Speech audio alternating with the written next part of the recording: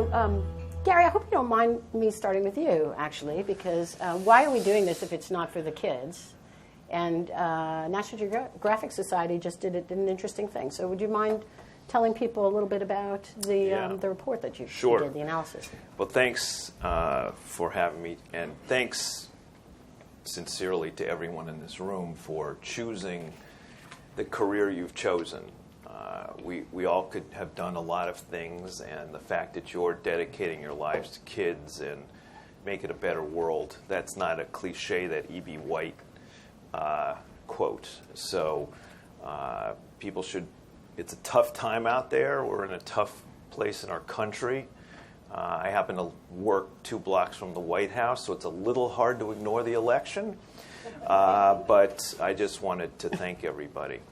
And I do, I've had a career which has been working in educational media primarily for a long time, and I ran Sesame Workshop, as you know, and I think Rosemary is here coming later, Trulio, and ran National Public Radio for a while, and now at National Geographic. And I think it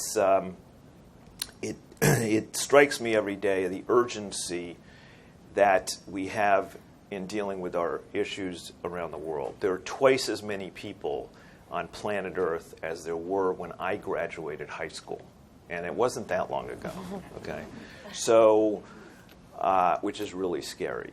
How are we going to feed? How are we going to teach? How are we going to provide energy for? How are we going to provide housing for 9 billion people on planet Earth by 2050? And I'm putting this context on the table today because it really is what we all need to do, which is to create globally conscious and knowledgeable, competent young people, citizens, who can, in America, tackle those challenges, because at the end of the day, those are the challenges. They create the conflicts, they create the opportunities, as Russ knows from his days in the military. So we need to figure out how do we create a geographically competent America. So the Council on Foreign Relations, Richard Haas and I got together and did a survey of college freshmen, this is not high school students, of their knowledge of global affairs. And it wasn't trick questions, and it wasn't, there were different levels, and the average score was about a 62. And less than half could identify Israel or Iraq on a map. 12% knew that Canada was our largest trading partner. And the list sort of went on and on. And India was the largest Muslim country by, these are college freshmen. So we did this not in a way to kind of shock the senses, but in a way to, we're not getting the job done. And so the council, through their work uptown, is going to take on civics education in higher ed. And we're going to really try to tackle as much as we can the K-12 arena around globally competent, geographically competent young people. And we need your help. This is a question of how do we come together using data, using STEM, using GIS, which is something we should come back to talk about, as technology and story mapping. These are things, as we have this generation of visual learners who, of course, are rebooting all of the ways we communicate and learn in classrooms.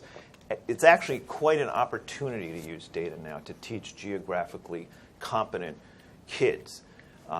Because that's not what we have now. The GPS device is actually the worst thing to teach geography, because you actually don't know if you're in Indiana or Iowa or Indonesia, turn right, turn left.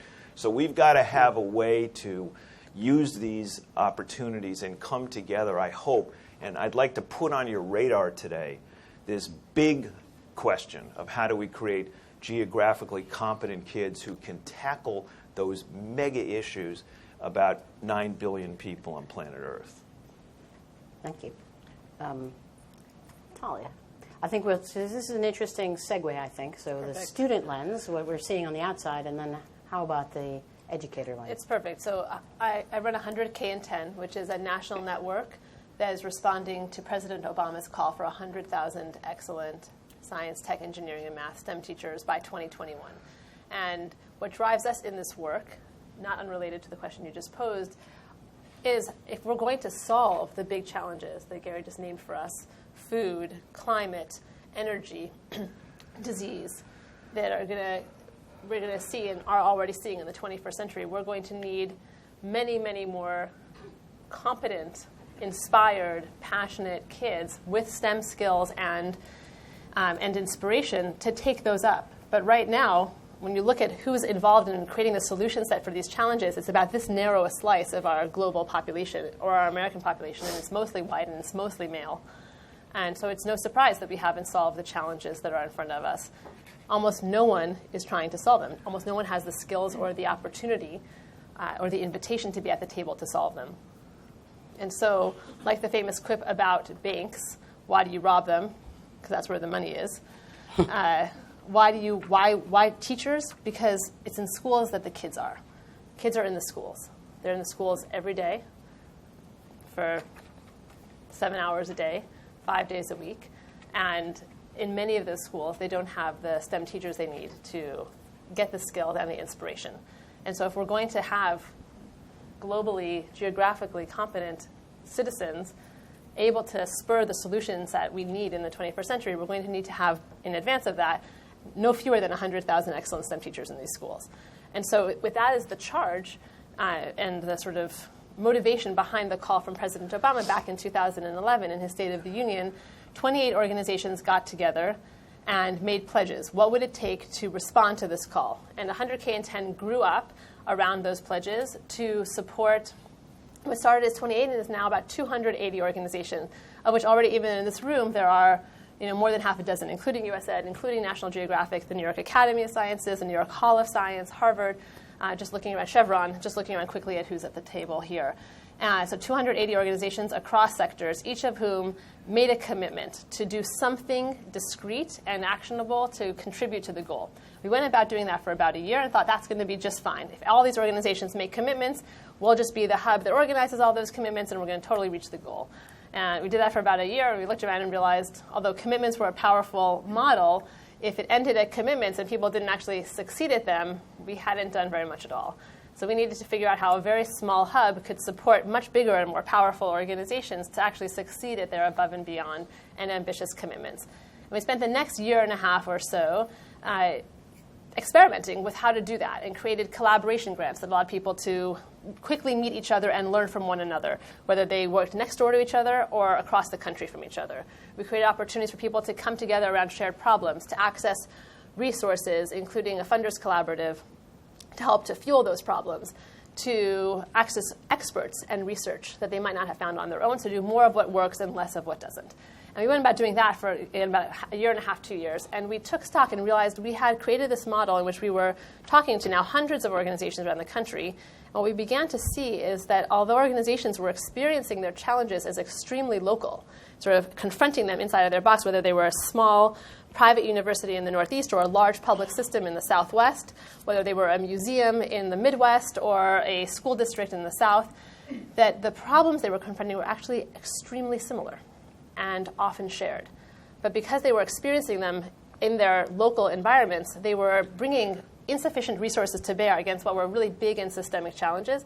And so there was this huge mismatch between the Goliath of these challenges and their very small, sort of David-like resources and expertise. And so we decided that as a network, we were in a position to actually map those challenges. And so the biggest piece of work that we are now undertaking is about a year and a half in.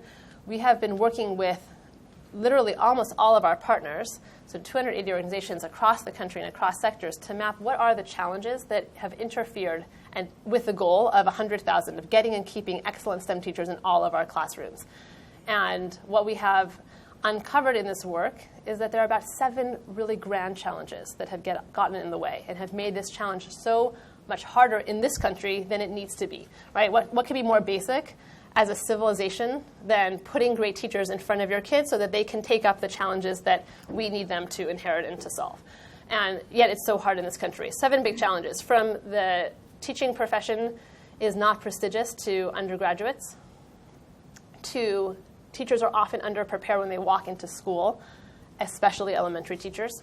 to teach STEM, to there aren't real opportunities for leadership and advancement that keep you in the classroom, and related to that, that we don't give teachers opportunities to experiment, and if they're to experiment, to fail, and say that it's okay to learn and fail in the classroom, because if we want our kids to be actual scientists and be willing to experiment, our teachers need to be able to do it too.